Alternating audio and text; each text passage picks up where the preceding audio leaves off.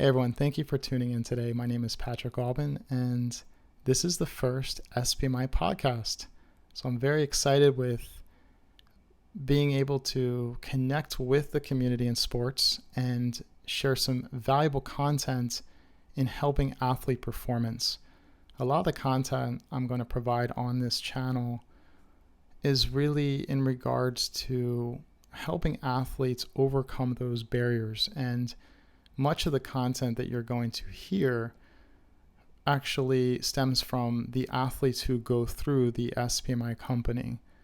In addition to a lot of the skills and the methodologies that you will really embark upon, you're also going to hear from other guest speakers from time to time, including athletes who have gone through the program, professional athletes, collegiate, top junior, but also coaches, and just looking to really improve or increase the value of not only what can help you as an athlete, but also educating those about the value of mental toughness and professional training of the mind. Today is a really important topic. This is a topic that I'm seeing more and more many athletes struggle with, and there is a very distinct difference that we see amongst amateur athletes, including juniors and even collegiate athletes, and then those at the world-class level in professional sports. And what I want to discuss today is a topic that pertains to setting goals. Now, this topic that we're going to discuss today is different than many of the goal-setting topics. Many goal-setting topics focus more on what type of goals to set and the structure or procedural methods of how to reach those goals. But this topic resides more in the foundational principles of setting goals. More specifically, we're going to discuss the mindset of setting goals. Now, when I talk about the mindset of setting goals, many athletes, they have this stigma in sports where, goals should only be set on standards that they can achieve. Meaning that if an athlete sets a goal, they need to make sure that they can reach it. Maybe it takes more time, maybe it takes a week, maybe it takes a month, maybe it even takes 5 or 10 years. However, many goals that athletes set need to be ones that are achievable. And this is a really offsetting skill in many sense, because what it does is it limits athlete performance. So I want to walk everyone through what this means. You have athletes who will set goals such as, okay, I want to play at a college level. I want to play maybe Division I, and maybe they're more specific about which college they want to play for. And when they set those goals, a lot of times what happens is they are afraid to set them too big. And a big reason why they're afraid to set them too big is because of this fear of failure. Now, it's not so much failure that is a problem, is what we attribute the value of those goals towards. So, for example, the athletes who struggle with setting goals too big are those who are setting goals that are also in direct relation with their own self-worth. More specifically, what this means is that an athlete who is setting a goal to play for a Division I sports program is afraid to set that goal too high, because a failure to reach that goal would then translate into a representation of a failed or disappointed self. Now, this is where there is an unhealthy relationship amongst the athlete and their goals. So then the alternative of the mind is to set goals that are only achievable. Now, on the other hand, we have athletes who are setting goals too high and they are inflexible with their goals. So they will only set goals that are very high, and a failure to reach those goals are also a representation of a failed self-worth. Notice how both sides of these equation is really, it's definitely not healthy, right? It's maladaptive. So when we look at professional athletes, there's a profound difference. Professional athletes do not set goals based on the result alone. And when I say professional, that's pretty broad. So when I say professional, I'm talking more so about successful champion athletes who have strong mindsets and who have achieved an incredible success at a very high level in their sport while maintaining a strong mental and healthy well-being. So for these athletes, the big difference that we see is that they are not setting these big goals in pursuit of the result alone. Now, these athletes are setting these goals for the act of setting these goals. And this is really where all athletes need to be. And as you're listening to this, I want you to think about that. If you're an athlete who has been setting goals and noticing some frustration or emptiness or a void as a result, think about your reason for those goals. In fact, if you like, definitely write it down and think about, what are the goals that I'm aspiring for and what do I look to get out of it? And if you're looking to set those goals and you're going after those goals for the mere result of them, then I promise you there will be many moments where you will feel unfulfilled, frustrated, and empty in some ways. And that's really the struggle that we see with many athletes, where with professional athletes, and this is what I want everyone to really shift their way of thinking when it comes to this discussion, is think about which goals you're willing to go after for the act alone. So let's talk about what this means. Let's take several examples here. We can take an example of a professional, or I should say aspiring professional tennis player or an aspiring professional baseball player. Let's say we have a high school baseball player who wants to one day play for the Boston Red Sox. And he is training at a incredible work ethic. And as a result, he's doing things that most athletes will not do. Well, there's this risk that many athletes I've worked with often fear and they think about, and that is, they'll say, Patrick, what happens if my goal is to play for the Boston Red Sox and I don't make it? I feel like that would be absolutely devastating. Well, yes, that would be devastating if that goal was attributed directly with your self-worth, meaning that is the reason for your being. That's what you believe you're here for. If you do not reach that goal, I completely understand, then there's a problem. However, understand this, that goal should not be set for your self-worth. It's not for the result alone, it is for the act. So let's go back to this athlete now, and now let's change things around a little bit, and let's now think about this athlete in terms of aspiring for this goal for the act of doing so versus the result. Now, things haven't changed. The athlete wants to play for the Boston Red Sox. He has a passion for baseball. And as a result, he's doing things that no one else is doing.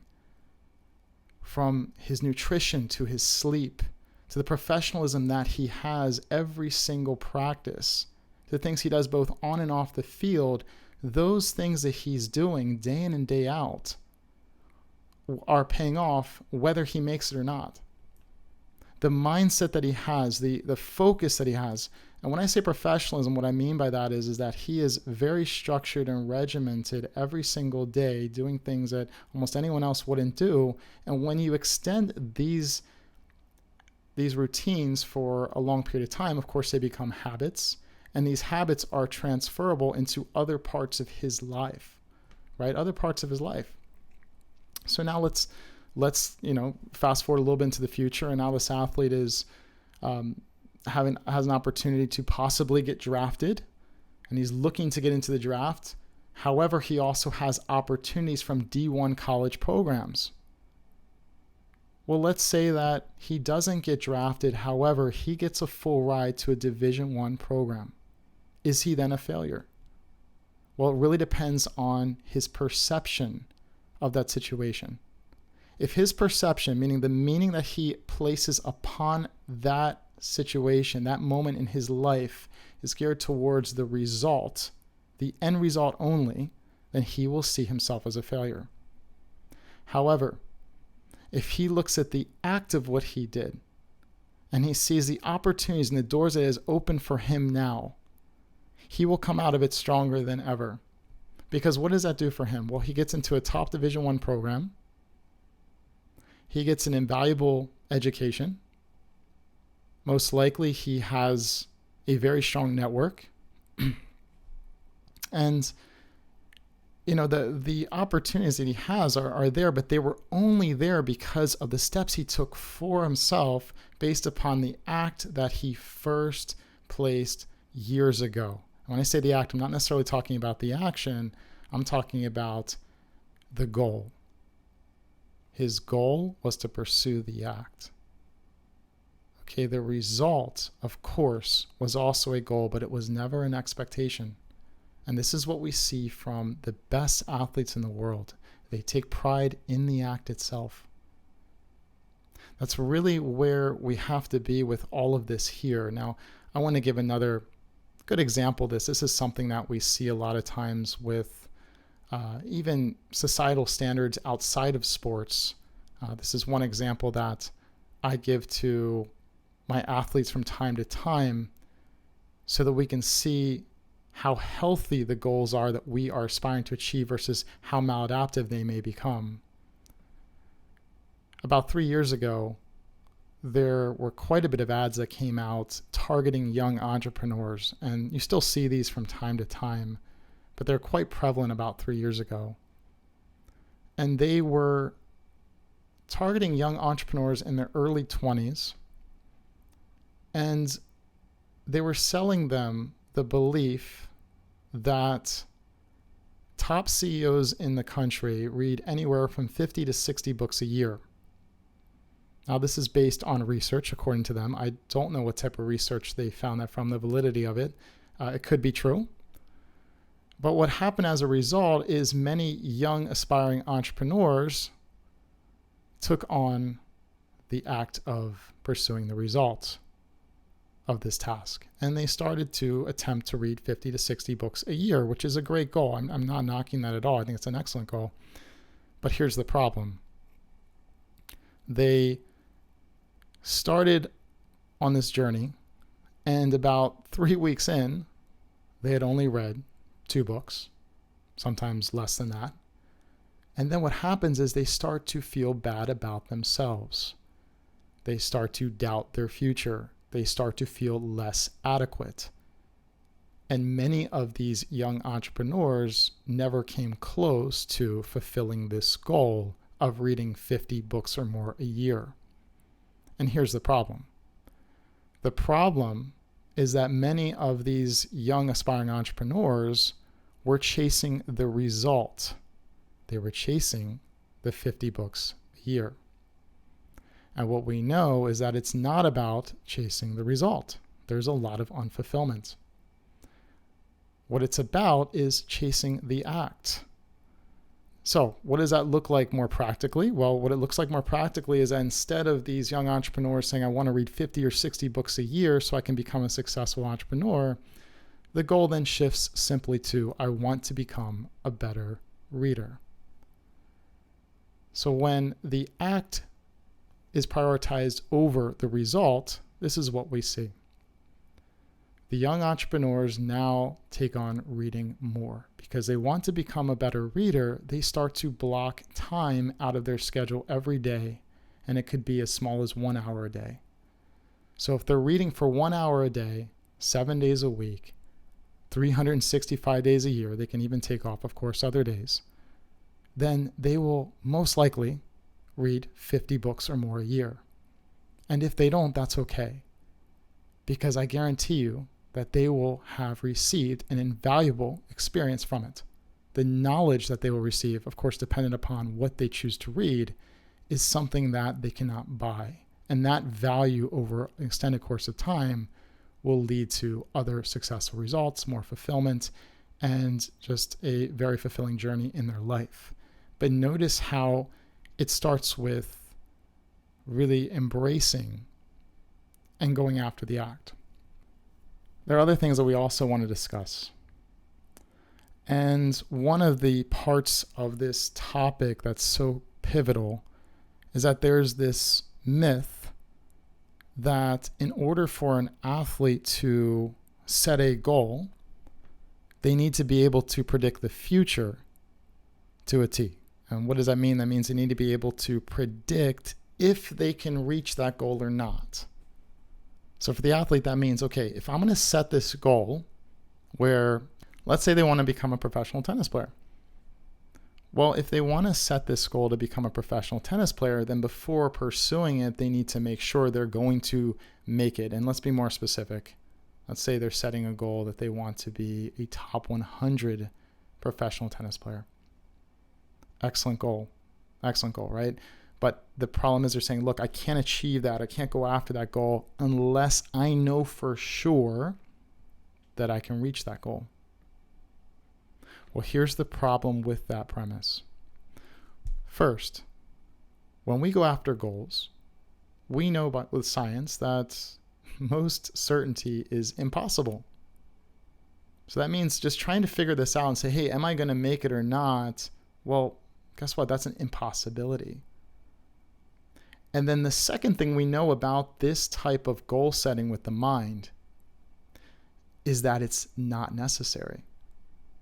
Like, really think about this for a moment. This is a great conversation I have with my athletes from time to time.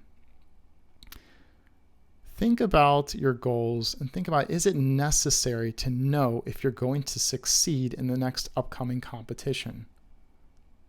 Like, really, look into the future and say, hey, you know what? Do I need to know if I'm going to win this next game, or if I'm going to do well in this next showcase, or if I'm going to go far in this next tournament or this next match?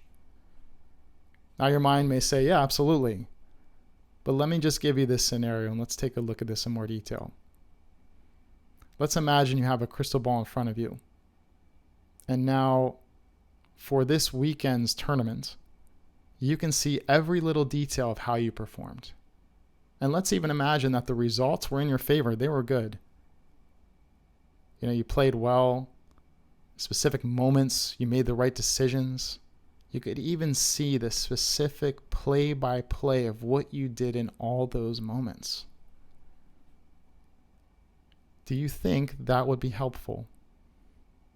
Well, at first you may think, yes, Patrick, if I knew that, then I knew exactly I could do it and it would help me in my confidence. But if we really look at how the brain works, that's not the case. Because the way the brain works is it chooses survival first. So now imagine you have all that information in front of you and you're going into this weekend to compete. And as you go in to play this weekend, you have all this information in your mind. How are you going to start the game? What's going to happen early stages of competition? What's your thought process? How specific did you make that particular play? What was your technique like? What happened externally outside of yourself? And see, the more we dive into this topic, it actually increases anxiety more. So this is what's amazing about the mind. The mind is chasing all this information, right? Because we're saying, hey, in order for us to go after this goal, we need to know that we can achieve it, when in reality, it's that same belief that is holding the athlete back because it's increasing anxiety.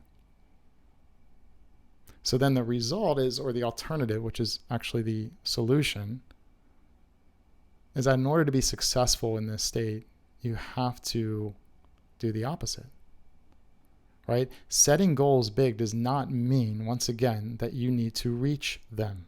We have to throw that out the door. Instead, take pride in the act. Go after those goals in competition this weekend or the next competition you have without needing to know what's going to happen. And more importantly, being okay with whatever happens. That's how we calm the mind. We see professional athletes when I work with them, and they really make this transition where they're performing well. They get to this point where they stop counting, they stop, accolading, looking at everything that they need to do. It all becomes steps. Meaning, okay, I'm going to take the next 2 weeks at a time. I'm looking forward to this next competition, and I'm going to give my best. I'm going to give my all, and let's see what happens. A lot of times it seems like there should be so much more to it, right? We should say, no. It's not enough to say, let's see what happens. No, you have to make sure that what you tell yourself and what you can forecast into the future is successful. So remember that as you set your goals, it really becomes a big test on how you treat yourself. Right? So setting your goals and having this mindset that I want to be the best in my sport is a very, very healthy goal, as long as you attribute it to the act. And I really want everyone to take pride in that act. Think about what that looks like. So as you're listening to this, and we've discussed this now for a little bit, just really think about, okay, now I'm focusing on the act. What is that going to look like for me? What am I going to take pride in today for me? And it can be very, very, very small. Maybe you wake up 15 minutes earlier tomorrow. You go to bed 20 minutes earlier tonight. That is an act, right? Those little things compound into big success. This whole COVID situation we're in right now has really turned things upside down in a way, in a good way. It's really brought a lot of people more present.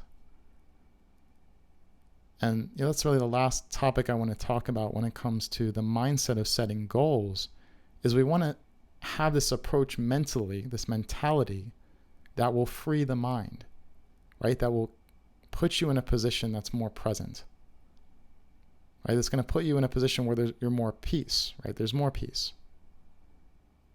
But when you set these goals and you strive for just the act alone, now you can be present. Because what you've done is you've just decided to let go of a lot more responsibility that you once thought you needed to control. This type of responsibility we're talking about is attributed not only to yourself, but a lot of times it has to do with the sports societal standards that oftentimes come from the sport itself, coaches, parents, and a lot of times their beliefs on how you should perform, or your true capabilities, your ideal capabilities versus what you're seeing now. Just understand this is all garbage. If you want to reach the top, which I know everyone here has big goals, it's not about that. It's about actually letting go of that. The real goal with the mindset of setting goals right now, the mentality we're talking about, is to go after the act, embrace it, take pride in it. Actually be compassionate with yourself with the act of going after these goals. So that way, while you're competing, you will be more present and you're going to be more free. And you're going to notice that your mind is not chasing things. It's not trying to forecast and predict what's going to happen 2 or 3 moments after the present. This is really the goal. From a deeper level, the ability to go after the act versus chasing the result will allow you as an athlete to perform more subconsciously. This means less thinking. This means less emotional struggle. Right? Emotional struggle, that's something that we're going to talk about in future podcasts for sure. But in short, emotional struggle has to do with how you manage fear. Well, if you're present, fear doesn't exist. It only exists in the future. And it only exists if you use your mind to create it. So for everyone listening today, I really hope that this touched you in a way that now you can go after the act, take pride in it, see it differently. See failure not as a mistake. See it as an opportunity. See it as experience. You learn something from the situation. And take the act of your goals and going after that and compound it. Do it every day the same way. Sometimes you may have to even sit down with yourself before you start your day going after your goals and have a pep talk. When I say have a pep talk, not just talk to yourself, but be compassionate with yourself and be your own best friend. Allow yourself to just be okay with everything, right? Just be okay with everything. And today I'm going to take pride in the act that I go after and take pride in it and really shift the perception, the meaning that you have with your day-to-day goals. Because it's only you that's going to get you through these tough times and no one else. Your mind has to be in the right place to succeed. The day-to-day operations don't work well when we're only striving for the result. So let's flip it around. Let's focus only on the act.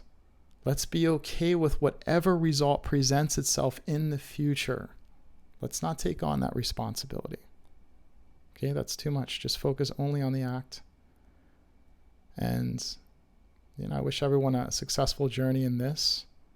I will be posting this podcast also on the new YouTube channel. It's called SPMI TV. Please check it out. So you'll also see the video of this as well.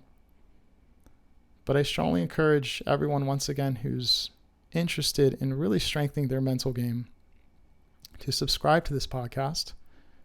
And also, please feel free to comment. This is why I mentioned the YouTube channel.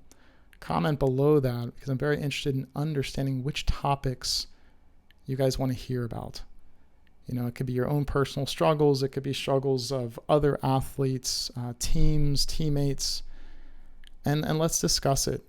This is what we're doing here. We are providing solutions for the industry, more specifically for you, the athlete, for you, the parent, for you, the coach. It's been a real pleasure. This is the first one. It will get better, I promise. Next time I'll bring water. But until then, wish everyone a great day and see you soon.